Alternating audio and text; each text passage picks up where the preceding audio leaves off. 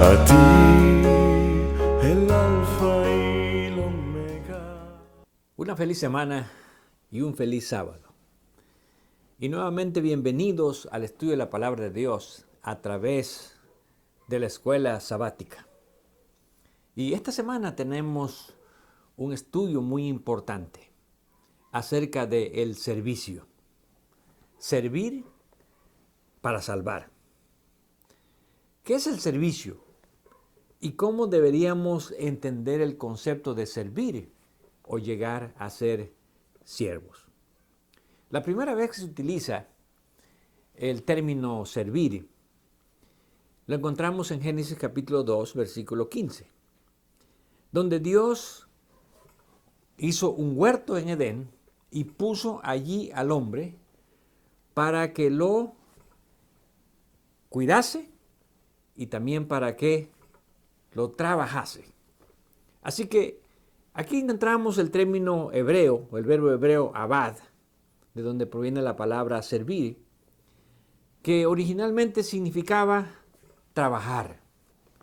Ahora, el trabajo que Dios había puesto para el hombre en el huerto del Edén no era un trabajo severo, no era un trabajo duro, difícil, sino era un trabajo agradable.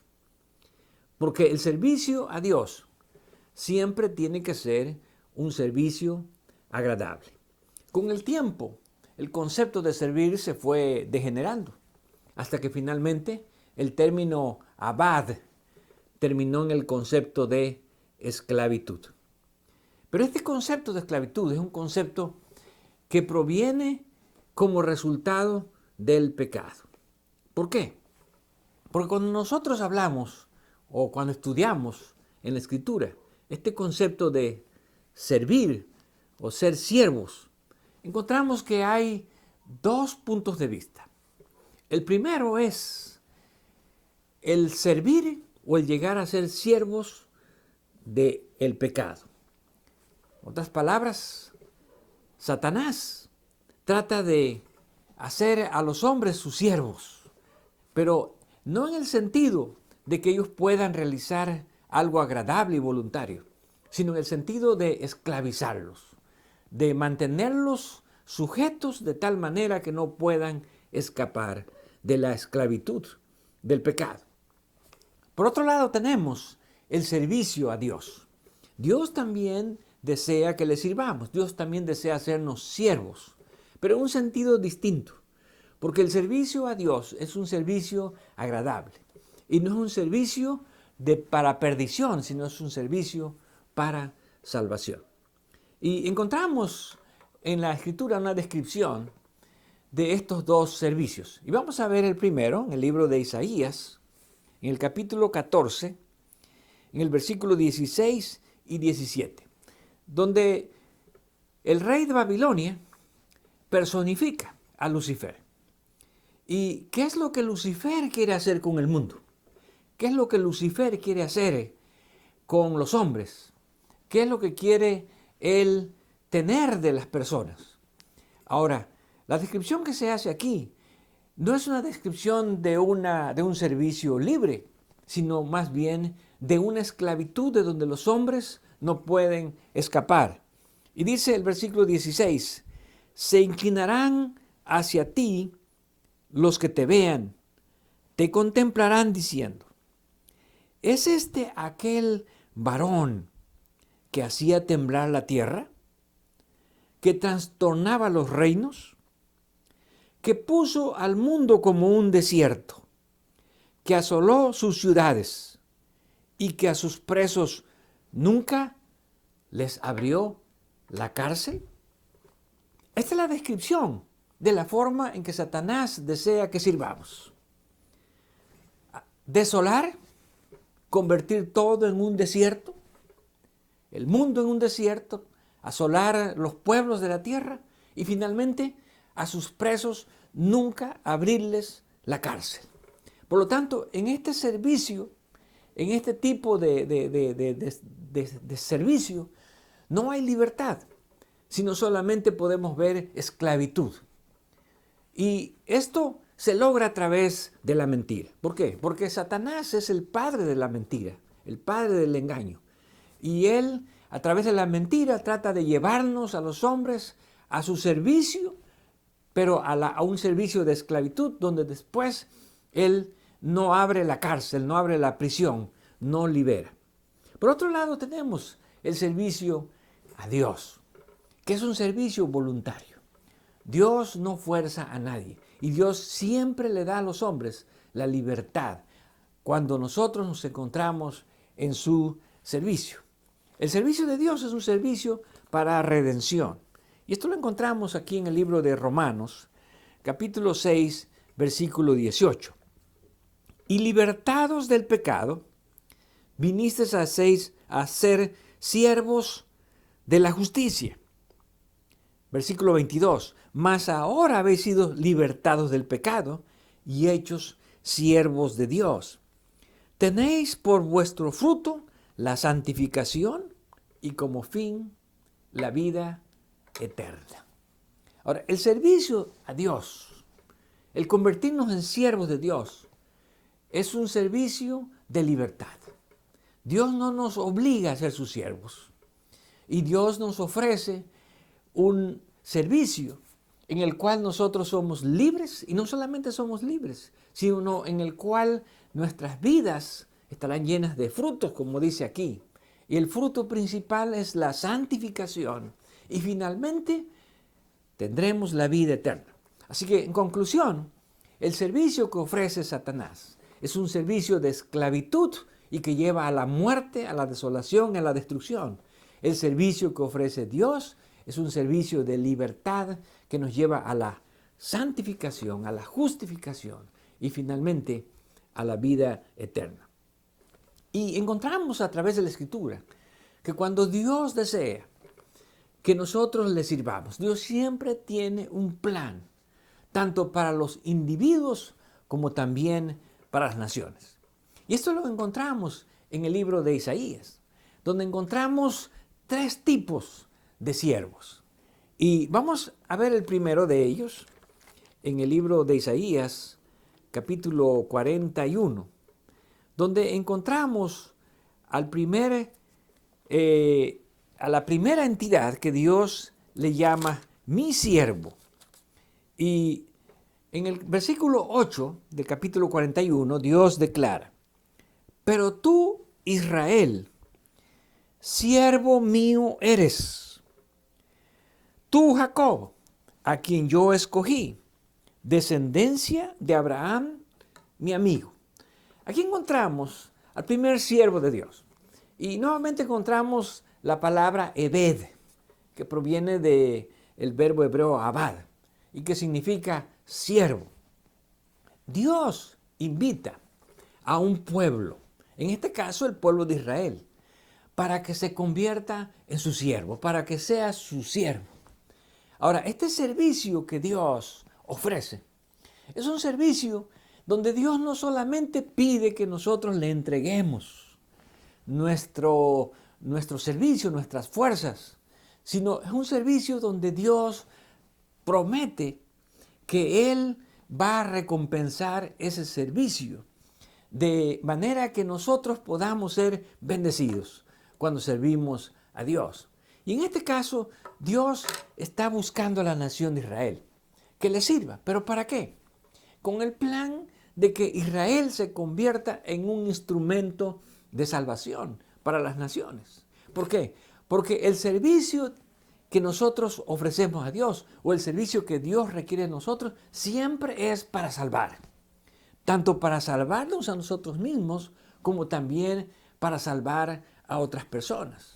Por eso los seres humanos deberíamos de ser felices de servir a Dios. ¿Por qué? Porque no es una carga, porque no es una esclavitud.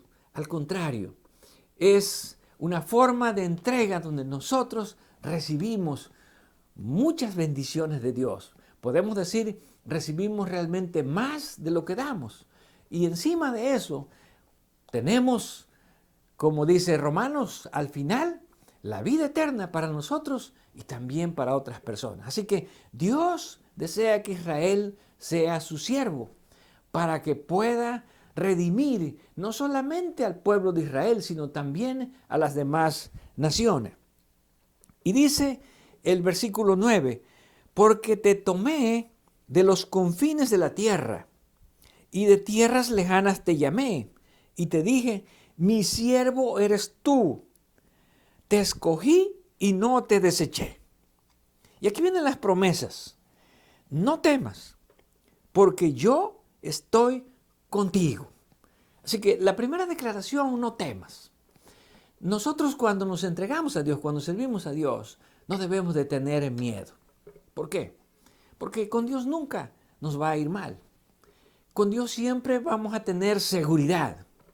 Y la segunda declaración dice, no desmayes, porque yo soy tu Dios que te esfuerzo. No hay razón para desanimarse cuando servimos a Dios. ¿Por qué? Porque Dios es el que nos da la fuerza, porque Dios es el que nos da los ánimos. A veces los seres humanos tal vez nos sentimos frustrados y algunas veces tendemos a caer en el desánimo. El desanimarse es algo humano. No hay ningún ser humano que en algún momento no se haya sentido desanimado. Pero Dios promete darnos su fortaleza. Por eso dice, no te desanimes, no desmayes. Y esa fortaleza conlleva las siguientes declaraciones. Siempre te ayudaré, siempre te sustentaré con la diestra de mi justicia. ¿Qué más podemos pedir a Dios si Dios promete que siempre nos va a ayudar? Los seres humanos a menudo necesitamos fuerzas de alguien más. Alguien que levante tal vez nuestras manos, alguien que ponga su hombro.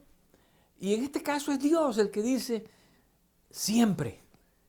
Y cuando Dios dice siempre, significa que en ningún momento Dios deja de ayudarnos. En ningún momento Dios deja de proveer para nosotros. En ningún momento Dios nos deja con nuestras necesidades solos. Y la segunda declaración, siempre te sostendré. En nuestros momentos de debilidad, en nuestros momentos de tristeza, en nuestros momentos de desánimos, en nuestros momentos tal vez de falta de fe, Dios dice, yo te voy a sostener. Así como le dijo a Pedro, yo he rogado por ti para que tu fe no falte. Y cuando regreses de ese momento difícil que vas a pasar, entonces confirma a tus hermanos, ayuda a otros para que sigan confiando en Dios. Así que Dios desea usar a su pueblo, en este caso Israel, que es un símbolo de su iglesia. Dios desea usar a su iglesia ahora. ¿Para qué? Para que su iglesia le sirva, para que al servirle puedan tener la bendición, la protección, la ayuda de Dios y también se puedan construir o instituir en un instrumento para salvar a otras personas. Recordemos que el servicio a Dios es voluntario, el servicio a Dios es por amor, el servicio a Dios trae gozo y el servicio a Dios trae su bendición, su ayuda, su protección, su sustento. El segundo siervo que encontramos aquí en el libro de Isaías no es una nación, no es un pueblo, es un individuo. Y Dios dice en el capítulo 42, versículo 1, he aquí mi siervo, yo le sostendré, mi escogido, en quien mi alma tiene contentamiento. Aquí no menciona a este siervo por nombre, pero por las características que nosotros encontramos en este versículo, sabemos a quién se refiere. Y aquí se está refiriendo precisamente al Mesías, quien es Jesús de Nazaret en el Nuevo Testamento. Y especialmente esta frase que se utiliza aquí en Isaías, capítulo 42, versículo 1, donde dice, en quien mi alma tiene contentamiento. Cuando vamos al Evangelio de Mateo, en el capítulo 3, versículo 17, encontramos allí el momento en que Jesús fue bautizado. Y cuando Jesús salió del agua, precisamente Dios mismo habló desde el cielo y se dirigió a Jesús y todos los que estaban ahí escucharon la voz que decía, este es mi Hijo amado, en quien mi alma tiene contentamiento. Así que aquí está hablando acerca del siervo de Dios. ¿Por qué? Porque Jesús, aunque era Dios, y conocemos nosotros la historia, lo que dice Filipenses capítulo 2, se hizo siervo, siervo de Dios. Y no solamente siervo de Dios, sino también siervo de los hombres, con el propósito de poder salvar, de poder redimir. ¿A quiénes? A nosotros, a los seres humanos. Y podemos decir, no hay palabras, no hay manera de describir y de agradecer, de presentar esta gratitud a Jesús, porque Él se hizo un siervo para salvar. Ahora, Jesús vino como un siervo humilde. Y la descripción que se hace aquí, en el versículo 2 y 3, no gritará, ni alzará su voz, ni la hará oír en las calles, no quebrantará la caña cascada, ni apagará el pábilo que humeare, por medio de la verdad traerá justicia. Qué hermosas declaraciones. No gritará ni alzará su voz en las calles. Cuando Jesús aparece, Jesús no aparece como el líder popular de aquella época. Jesús no aparece como el maestro que impresiona a los grandes maestros de la religión de aquel tiempo. Jesús aparece como un maestro humilde. Y su propósito no es venir a destruir el sistema religioso del judaísmo de su tiempo. Por eso dice aquí, no quebrará la caña cascada, ni apagará el pábilo que humeare. Vemos aquí que la caña cascada, una caña quebradiza, un pábilo que humeare, es un tizón que se está apagando y que representaba precisamente el sistema judío que ahora estaba desquebrajado por causa de las tradiciones que los hombres habían impuesto. Entonces Jesús no viene a destruir este sistema, pero Jesús viene a establecer a través de la verdad, la justicia. Y cuando hablamos acerca de la verdad, dijimos que Satanás trata de imponer el servicio a través de la esclavitud, a través del engaño. En otras palabras, Satanás quiere hacer a los hombres sus siervos, pero no sus siervos, sino sus esclavos a través de la mentira. Y aquí vemos que Jesús quiere hacer a los hombres sus siervos a través de la verdad. ¿Por qué? Porque, como dice Juan capítulo 8, versículo 32, una declaración de Jesús muy importante, una declaración realmente impactante, sobresaliente, que dice, conoceréis la verdad y la verdad os hará libres. Así que la única forma en que Dios desea hacernos sus siervos es a través de la verdad, a través de la justicia. Y encontramos aquí finalmente la declaración en el versículo 4 que dice, no se cansará ni desmayará hasta que establezca en la tierra justicia y las costas esperarán su ley. Sabemos que Jesús, como Mesías, como el ungido de Dios, vino a establecer un servicio incansable, inagotable. Y ahí lo vemos en Lucas capítulo 4, versículo 16 en adelante, donde Jesús establece cuál era su misión, cuál era su obra. Y entonces dice el versículo 18, el Espíritu del Señor está sobre mí, por cuanto me ha ungido para dar buenas nuevas a los pobres. Me ha enviado a sanar a los quebrantados de corazón, a pregonar libertad a los cautivos, vista a los ciegos, a poner en libertad a los oprimidos, a predicar el año agradable del Señor.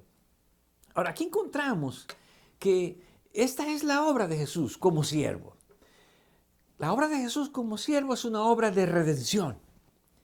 Y es impresionante cómo Jesús toma estas palabras del libro de Isaías capítulo 61. Y Jesús la aplica a la obra que Él viene a realizar como un Mesías sirviente, como un siervo de Dios para salvar.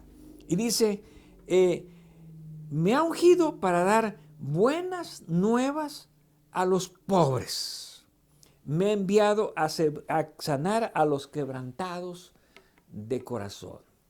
¿Cuáles son las buenas noticias para los pobres? Bueno, las buenas noticias para los pobres es que Dios ofrece la salvación gratuita.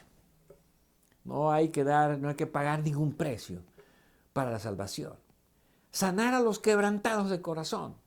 Los quebrantados de corazón son aquellos que nos hemos desanimado, que hemos perdido tal vez la fe, que hemos perdido la esperanza por alguna situación que hemos pasado en nuestra vida difícil y que ahora Dios desea sanarnos, desea curarnos para que nuestro corazón no siga quebrantado. En tercer lugar, declara pregonar libertad a los cautivos. ¿Los cautivos de quién?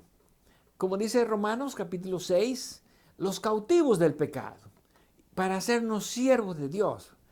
Dios desea liberarnos de las cadenas del pecado.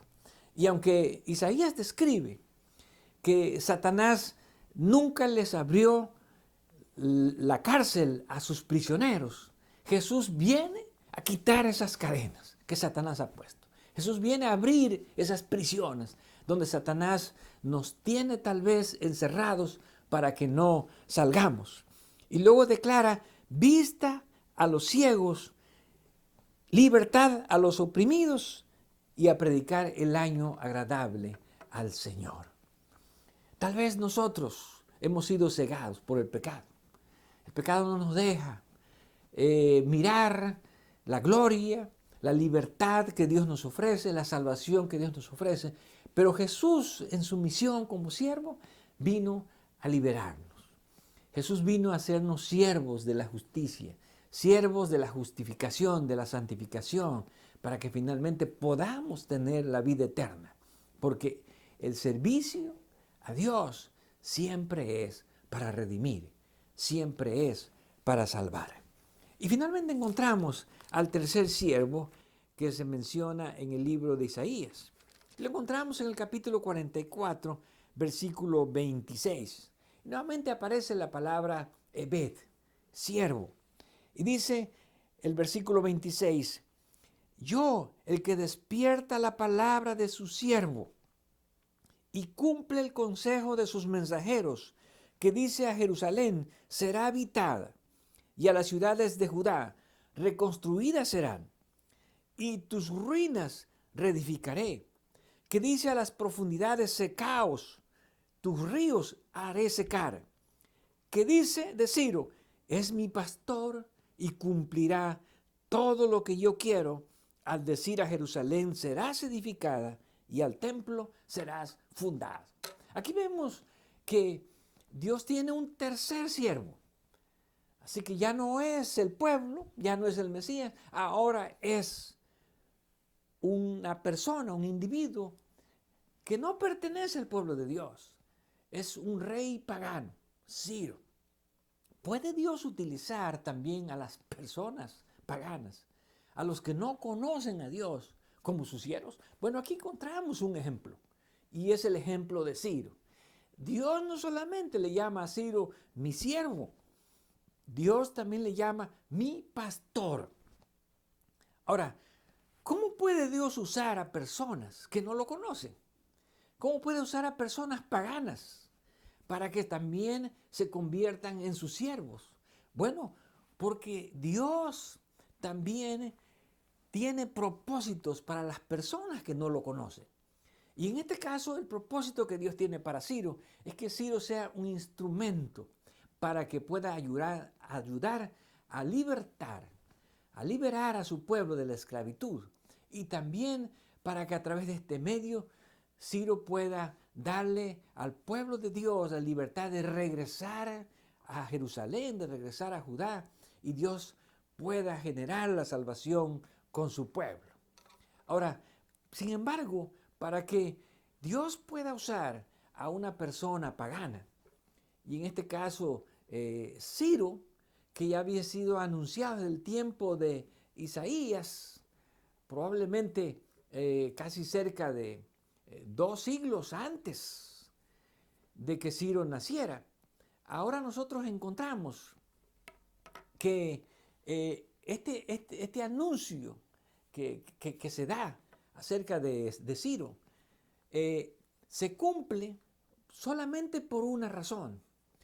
Porque Ciro, aunque era un rey pagano, Ciro reconoce que Dios tiene un propósito para él.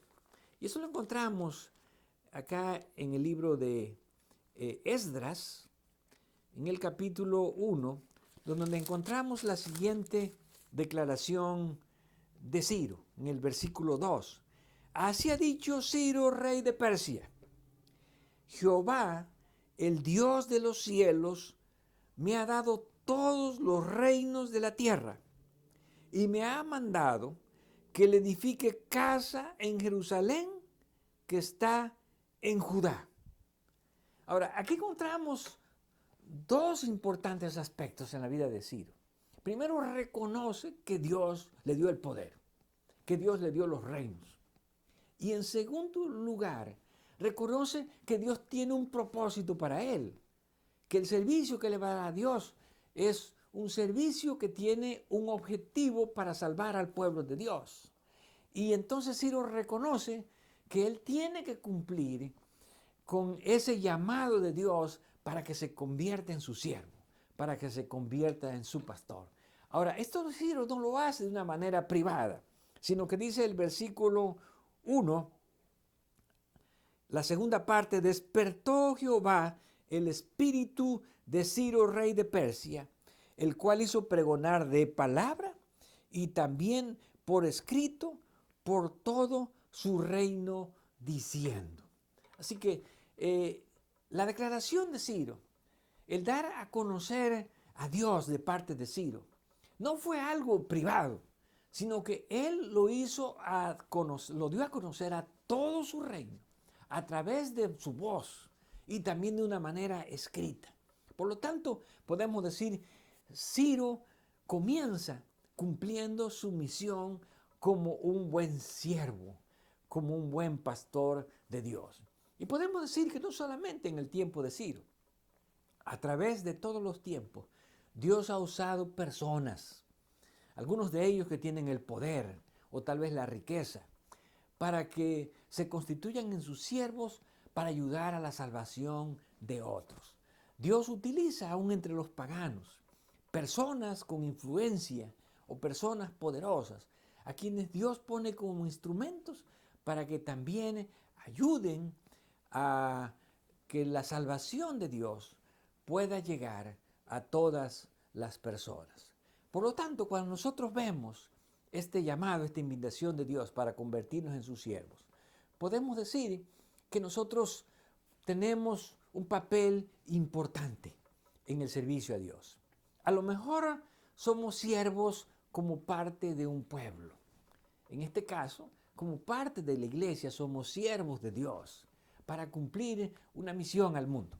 Tal vez podemos ser siervos, algunos como Ciro, que aunque no conocía a Dios, aunque era un rey pagano, aunque él no había tenido la palabra de Dios en sus manos, él entendió que Dios lo estaba llamando también como su siervo. Y bueno, no podemos ser como el segundo tipo de siervo, que es el Mesías, porque eso solamente le corresponde a Jesús. Pero sí podemos unirnos a la obra de Jesús como el Mesías, que era, y como él la describe en el libro de Lucas capítulo 4. Podemos unirnos con Jesús para ayudar a libertar a los cautivos del pecado, para sacar a los siervos de la esclavitud del pecado, para pregonar el año agradable, las buenas noticias a los pobres, para ayudar a abrir los ojos a los ciegos y para poder traer libertad a todos aquellos que han sido esclavizados por el enemigo. Por lo tanto, esta invitación de Dios para que seamos sus siervos. Es una invitación que no excluye a nadie, que me incluye a mí. Y es una invitación a la cual debo responder como el profeta Isaías. Heme aquí, envíame a mí. Que podamos convertirnos en siervos de Dios para salvarnos a nosotros mismos y también para poder redimir y para poder salvar a otros. A ti